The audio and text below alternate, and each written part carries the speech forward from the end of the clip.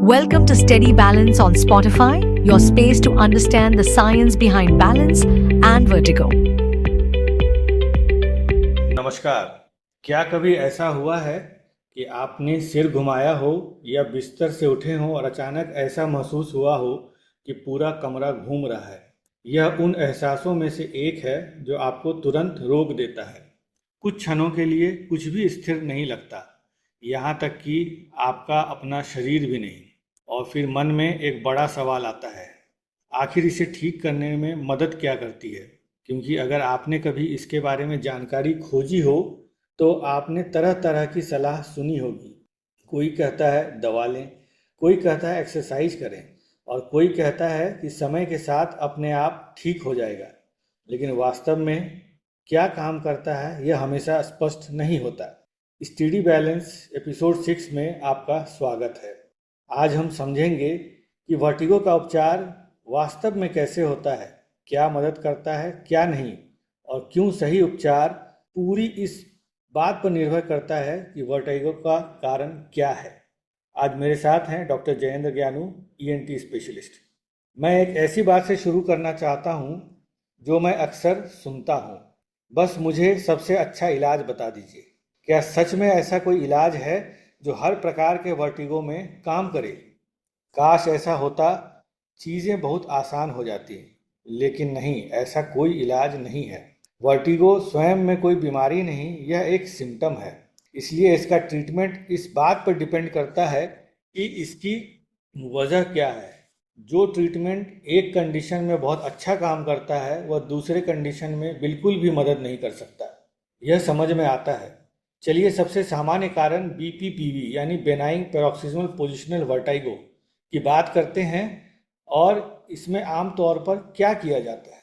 बीपीपीवी वास्तव में उन स्थितियों में से एक है जिसका ट्रीटमेंट करना काफ़ी सेटिस्फैक्ट्री होता है, क्योंकि सही तरीका अपनाने पर इसमें बहुत जल्दी सुधार आ सकता है। इसका मुख्य उपचार दवा नहीं बल्कि एक विशेष शारीरिक प्रक्रिया होती है जिसे रीपोजिशनिंग मैनूवर कहते हैं। इसमें सबसे प्रसिद्ध एप्लीज मैनूवर है। इसमें सिर को कुछ विशेष अवस्थाओं में घुमाया जाता है ताकि कान के अंदर मौजूद छोटे कैल्शियम क्रिस्टल अपनी जगह पर वापस पहुंच सकें। और कई मरीजों में तो 1 या 2 सेशंस में ही राहत मिल जाती है।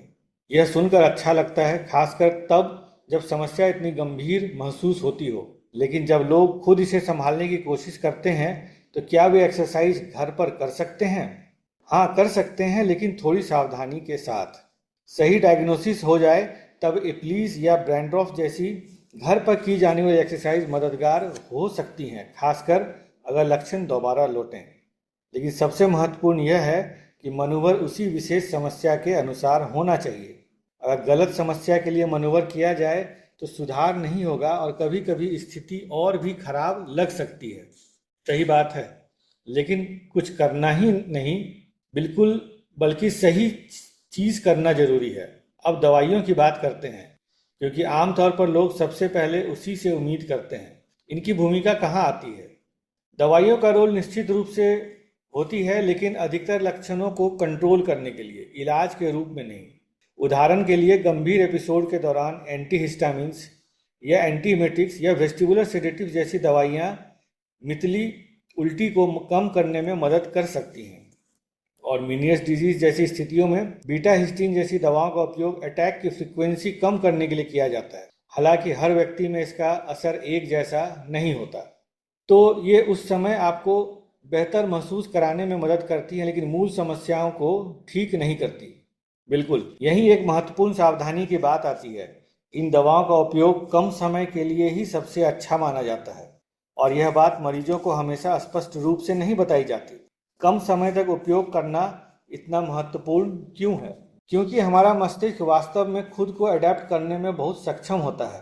वेस्टिबुलर समस्या के लिए मस्तिष्क विजन, बॉडी पोजीशन और भी अलग अलग बॉडी सिग्नल्स उपलब्ध जो होती हैं उनका उपयोग करके खुद को फिर से बैलेंस करना शुरू करता है। इस प्रक्रिया को वेस्टिबुलर कंपनसेशन कहा जाता है, लेकिन उसके लिए ब्रेन को इम्बैलेंस का अनुभव करना जरूरी होता है। अगर दवाएं लंबे समय तक उन सिग्नल्स को दबाती रहें तो रिकवरी धीमी हो सकती है। यह बहुत रोचक है, यानी एक तरह से मस्तिष्क को इस असुविधा से सीखना पड़ता है। बिल्कुल, और यही वह जगह है जहाँ वेस्टिबुलर रिहैबिलिटेशन महत्वपूर्ण हो जाती है। हाँ, इसके बारे में बात करते हैं। नाम थोड़ा तकनीकी लगता है, लेकिन वास्तव में इसमें क्या होता है। वेस्टिबुलर रिहैबिलिटेशन एक विशेष प्रक्रिया की फिजियोथेरेपी है, जिसे खास तौर पर बैलेंस डिसऑर्डर के लिए बनाया गया है। इसमें कई तरह की एक्सरसाइज शामिल होती हैं, जैसे गेज स्टेबलाइजेशन, सिर हिलाते समय आंखों को एक बिंदु पर केंद्रित रखना, बैलेंस ट्रेनिंग, अलग अलग परिस्थितियों में संतुलन सुधारना, और हैबिचुएशन, उन गतिविधियों को दोहराना जो हल्के लक्षण उत्पन्न करती हैं। ये सभी एक्सरसाइज मस्तिष्क को धीरे धीरे अडेप्ट होने और संतुलन पर फिर से नियंत्रण पाने में मदद करती हैं। और यही वह हिस्सा है जहां मरीज अक्सर कहते हैं, इससे तो मुझे और खराब महसूस हो रहा है। हाँ, यह रिएक्शन पूरी तरह समझने योग्य है, लेकिन हल्के और अस्थायी रूप से लक्षण बढ़ना वास्तव में उपचार का हिस्सा होता है। इसे ऐसे समझिए कि जैसे किसी मांसपेशी को ट्रेन करना हो। शुरुआत में असुविधा हो सकती है, लेकिन सुधार इसी प्रक्रिया से आता है। कंसिस्टेंसी बनाए रखने पर अधिकांश मरीजों में सुधार होता है। अब मीनियस डिजीज थोड़ी अधिक चुनौतीपूर्ण हो जाती है। जब सामान्य उपचार पर्याप्त नहीं होते, तब क्या किया जाता है?